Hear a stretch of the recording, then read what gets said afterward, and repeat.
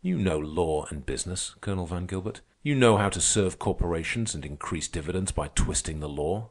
Very good. Stick to it. You are quite a figure. You are a very good lawyer, but you are a poor historian. You know nothing of sociology, and your biology is contemporaneous with Pliny." Here, Colonel Van Gilbert writhed in his chair. There was perfect quiet in the room. Everybody sat fascinated, paralyzed, I may say. Such fearful treatment of the great Colonel Van Gilbert was unheard of, undreamed of, impossible to believe. The great Colonel Van Gilbert, before whom judges trembled when he arose in court. But Ernest never gave quarter to an enemy. "This is, of course, no reflection on you," Ernest said. "Every man to his trade. Only you stick to your trade, and I'll stick to mine. You have specialized. When it comes to a knowledge of the law, of how best to evade the law or make new law for the benefit of thieving corporations, I am down in the dirt at your feet. But when it comes to sociology, my trade, you are down in the dirt at my feet. Remember that. Remember also that your law is the stuff of a day, and that you are not versatile in the stuff of more than a day. Therefore, your dogmatic assertions and rash generalizations on things historical and sociological are not worth the breath you waste on them." Ernest paused for a moment and regarded him thoughtfully, noting his face dark and twisted with anger, his panting chest, his writhing body, and his slim white hands nervously clenching and unclenching. "But it seems you have breath to use, and I'll give you a chance to use it. I indicted your class. Show me that my indictment is wrong. I pointed out to you the wretchedness of modern man, 3 million child slaves in the United States, without whose labor profits would not be possible, and 15 million underfed, ill-clothed, and worse-housed people. I pointed out that modern man's producing power through social organization and the use of machinery was 1,000 times greater than that of the caveman. And I stated that from these two facts, no other conclusion was possible than that the capitalist class had mismanaged. This was my indictment, and I specifically and at length challenged you to answer it. Nay, I did more. I prophesied that you would not answer. It remains for your breath to smash my prophecy. You called my speech fallacy.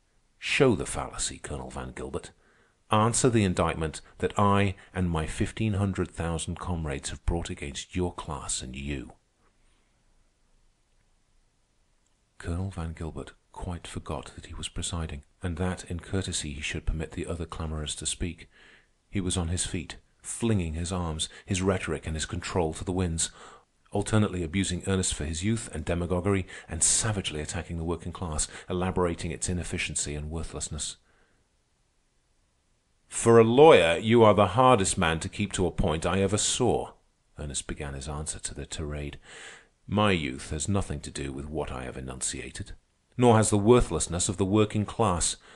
I charged the capitalist class with having mismanaged society. You have not answered.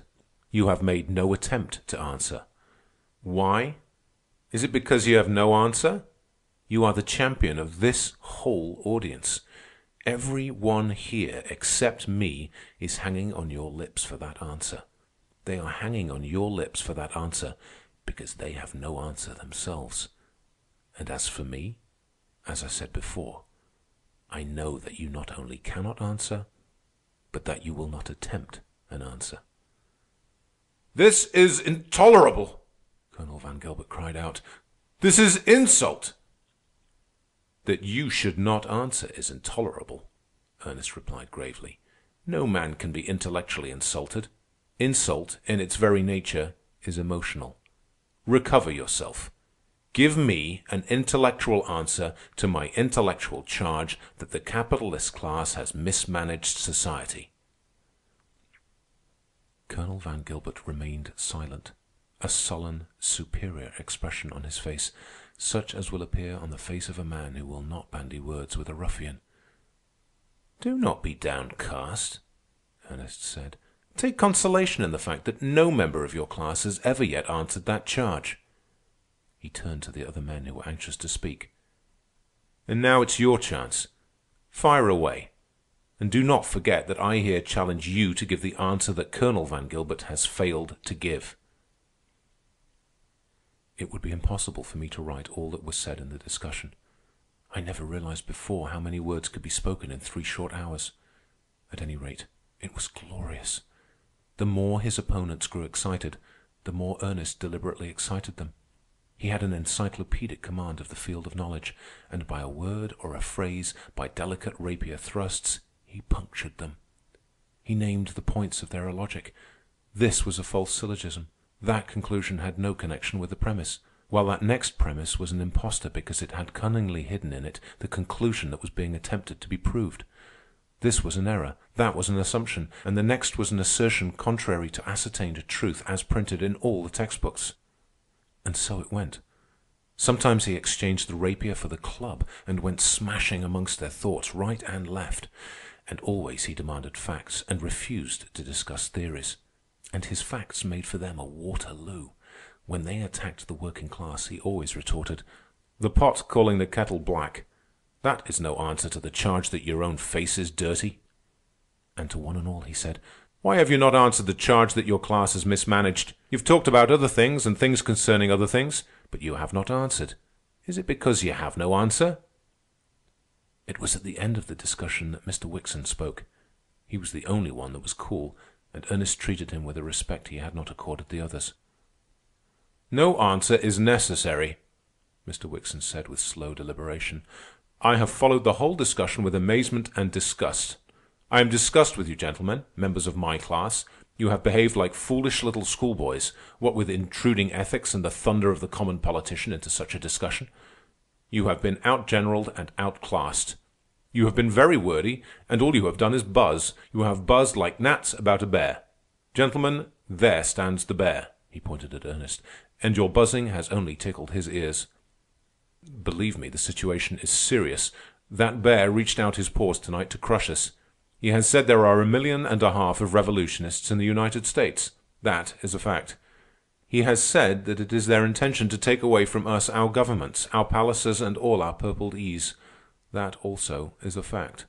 A change, a great change, is coming in society. But, happily, it may not be the change the bear anticipates.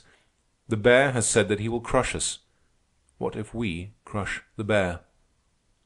The throat rumble arose in the great room, and man nodded to man with endorsement and certitude. Their faces were set hard. They were fighters, that was certain. "But not by buzzing will we crush the bear," Mr. Wickson went on coldly and dispassionately. "We will hunt the bear. We will not reply to the bear in words. Our reply shall be couched in terms of lead. We are in power. Nobody will deny it. By virtue of that power, we shall remain in power." He turned suddenly upon Ernest. The moment was dramatic. "This, then, is our answer. We have no words to waste on you. When you reach out your vaunted strong hands for our palaces and purpled ease, we will show you what strength is. In roar of shell and shrapnel and in whine of machine guns will our answer be couched."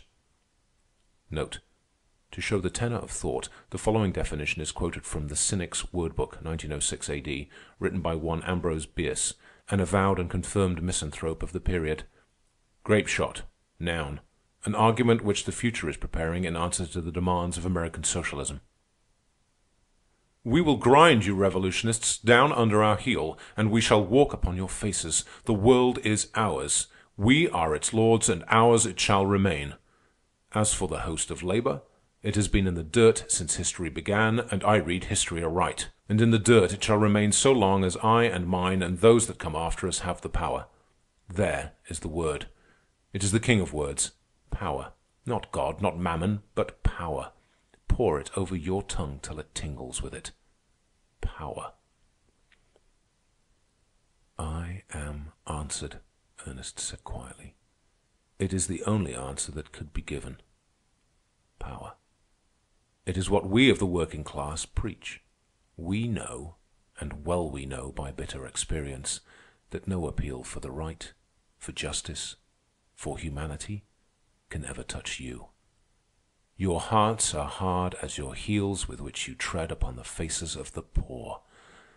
So we have preached power.